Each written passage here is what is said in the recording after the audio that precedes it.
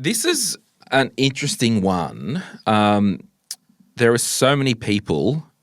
Sam Roisin, is that how I would pronounce that? I think it's a Gaelic. I would not dare. Roisin. Let's say Roisin. And apologise if we're incorrect. Yeah. Tiffany, Kim, Jason, Celeste, Corinne, Sarah, and Michelle again, Michael. They've basically said, they've all said this, hire a cleaner. It's a sanity saver for young families. That was the underlying thing. But this is the dance, and not everyone's going to be in this position, Rach. There's a cost to that. And this is probably one of those things where you can buy back some time. And what do you enjoy doing? Now, I'm in a position now where, yes, I've got a cleaner, but even when I was in my early 20s but working full-time with a small child and probably wasn't in a financial position to have a cleaner, it is something that I did invest in when I probably couldn't really afford it in my budget. But I knew that it made me sad to clean toilets when I had worked a 50 or a 60-hour week and I was a mum, and that was really hard. So the things that make you really sad, don't do them. You need to outsource them. But if you've got the money. If you can afford it. Or if you can't afford it, well, the money's got to come from somewhere. Yeah, but I think if you're both working and you've got 3 small children, a cleaner should be a non-negotiable for your sanity. If you're both working. Yeah, because they are both working. Yeah.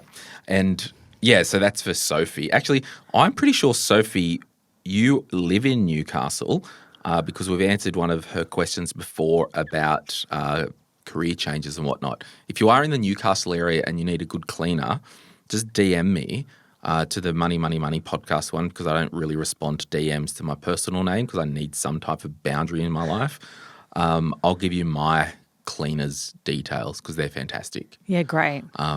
But I think for me, what I've worked out, and this might resonate with you, Rach, or our listeners, I think my type of personality, there's 2 types of households. I'm moving my hands like I'm Trump. You people, you're getting a little bit dirty.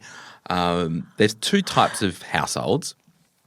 Well, there's probably 3. I'll go with 3. I'll pick on my sister first. My sister takes after my mum and my aunts on my mum's side of the family.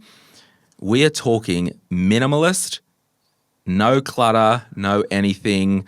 I'll drink my drink, halfway down, put it down, I'll turn around, come back to get it. It's already gone and put away. Borderline anal. My sister's house, there's nothing there. It's this big, beautiful house. And I'm like, let's get some character in here. So there's that type of house. There's the other type of house that is cluttery, got stuff everywhere, but not filthy and dirty. Yeah. Okay. Then there's the other type. You're a freaking pig, you bunch of pigs, and you need to clean up, declutter. What house are you? I am probably the minimalist, except for my wardrobe. Yep. Everything has a space and it goes there, and I'd have no clutter. I don't like clutter at all. So for me, I'm definitely not the dirty one. Like if my toilets need doing and the clean, because they only come once a fortnight, or if I go away and I skip a week or whatever, I'll clean it myself because I just don't do filth. Like you've probably noticed the studio here. Very clean. It's like I don't live in filth, right? But I think I'm the minimalist, and reality is I'm a clutterer. So the only reason, because I actually like cleaning, like I'll put a podcast on or music in my headphones, vacuum, mop. I can do my whole apartment in less than an hour.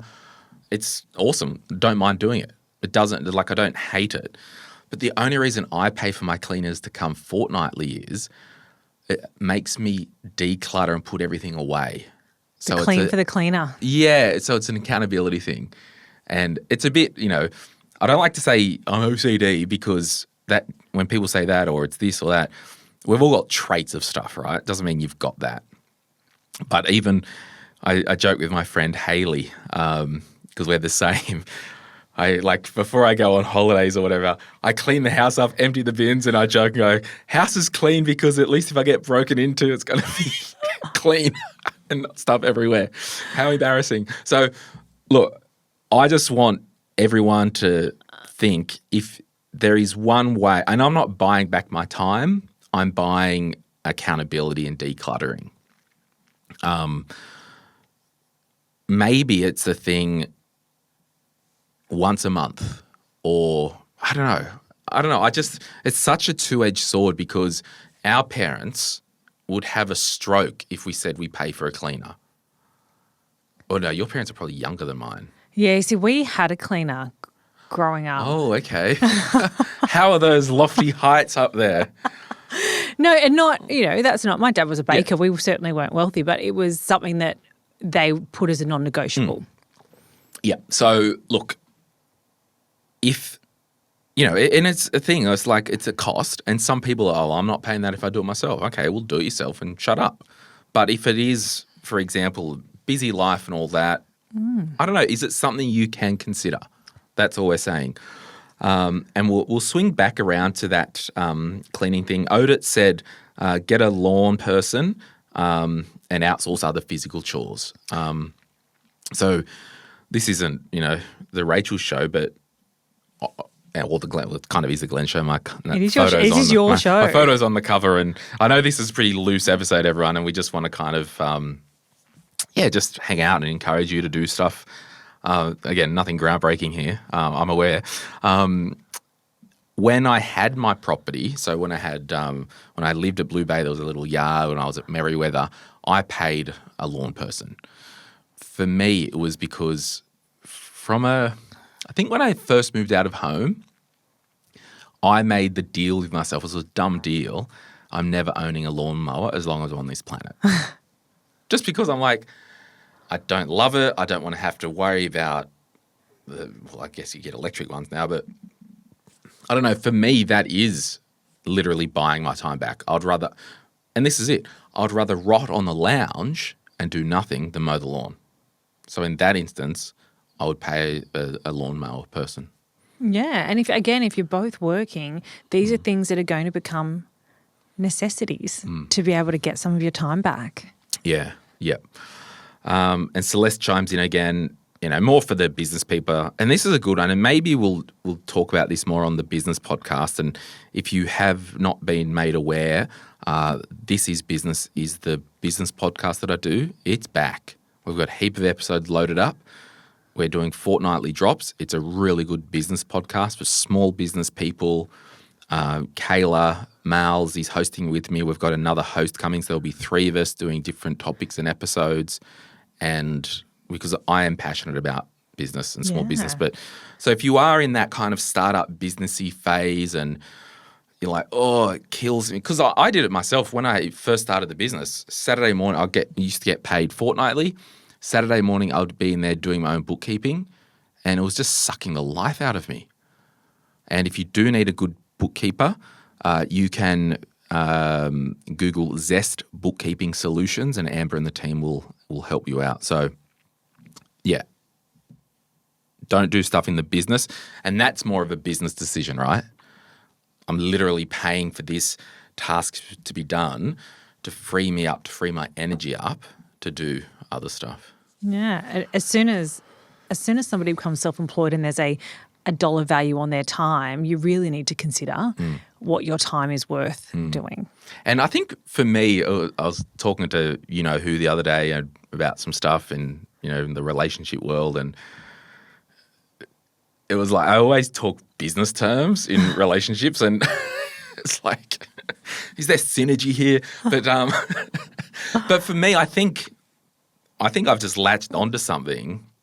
What you said before, it's like your household budget and your household is considered an entity with money coming in and money coming out. And like a business, we want to make sure there's money left over at the end of the month, week, year, quarter, or whatever, right? So for me, back to that bookkeeper thing and back to your toilet thing, when I was doing the admin stuff in my business and the bookkeeping stuff, I lost all motivation to be a functioning business owner. Yeah. Because it sucked the life out of me. Yeah. So, if there is something, and I'll share a bit later on where I've also implemented that was sucking the life out of me, around this productivity hacks and whatnot. Yeah, great. So moving on to automation and subscriptions, Kylie, Amy, Lisa, Rachel, Camille and Kim say use robot vacuums, robot lawnmowers and appliance timers. Amy also uses large laundry appliances with self-dispensing detergent. So, and this is cool because this was this optimizing, right? Yeah. So obviously she can go, yep, we'll put this on, got the whatever thing, can go and move on, doesn't have to think about it again. Great. Do you have a robot vacuum? I don't, but you asked me about this not long ago. I did. Have you got one now? Yeah, I bought one the other day for here. Have you used it? No, it was an impulse. It's still sitting in the box. Excellent. But what I was thinking was, to set it up in the studio or more the kitchen area. So like every couple of days it can go around and suck the floor and mop it. It's a D-Bot X8 or something. Ooh. I mean, but this was the thing. I'd thought about doing it. I've got my uncle and auntie, Kay and John have got one. Carly and Matt have one. Chris and Beth, my good friends, have one for their home. They're good until they're not, the robot stuff. So when I say they're good until they're not, I was talking to was it you that was telling me that someone had the robot vacuum and the dog With a dog? pooed? Yeah. And it was just like, it was just vacuum. And maybe that was early technology. It's like So they were away. Yeah. And it went all over the house. Gosh. So look, for big open areas, again, but this is the thing. I think I paid $2,200 or $2,300 for the one that I got because it sucks and wets or whatever. It could be an investment. So maybe if you are thinking about the robot vacuum, and like anything, the technology is only going to get better and better and better. And I have almost thought about using it at home to help me declutter, but I kind of like the accountability for like all my bathroom bench clutter and all that with having someone come in. The technology is really good, and that is one way that could just wake up to a clean, mopped house. Nice. Because Chris and Beth, they put theirs on at 2 a.m. every morning. Like, why 2 a.m.? Like, oh, whatever. They sleep through anything, and so do the kids. But again, that's a cost. Yeah. Which not everyone is in a position to do it. This was an interesting one, which I hadn't heard of. Kylie, she uses Amazon stuff and a detergent subscription. I've never heard of a detergent subscription. I'm just going to Google that now. Detergent subscription. I mean, you can get subscriptions for anything. I think that's probably okay, the subscription thing, because it could scratch the itch for the cost. Could actually be cheaper than buying off the shelf at one of your supermarkets. You'll never run out because it's always going to, like if you are using it regularly, it's going to come, and that could make your life easier. I don't know. What do you use subscriptions for anything? No, for like nothing. not for physical stuff? No, nothing. I tried that Who Gives a Crap Yeah. delivery paper and the paper towels, toilet paper and the paper towels. Some people in the office use that. Yeah, I don't know if I love it, the type of paper, but again, it's disposable, so also who cares? But it comes in a really big box. Yeah, and it's good for the environment. Yeah. Well, that's, I think, why I did it. Hey, it's Glen here. Thank you so much for watching today's video. You made it to the end. Can I ask a favor? Can you hit that like button and maybe hit subscribe if you want to get notified when we release further videos just like this one, whether you watch the Money, Money, Money podcast or Retire Right. And remember, if you want to learn more about investing, I've got an investing book, The Quick Start Guide to Investing, and there's a link in the description to get your hands on a copy. Thank you so much. Bye.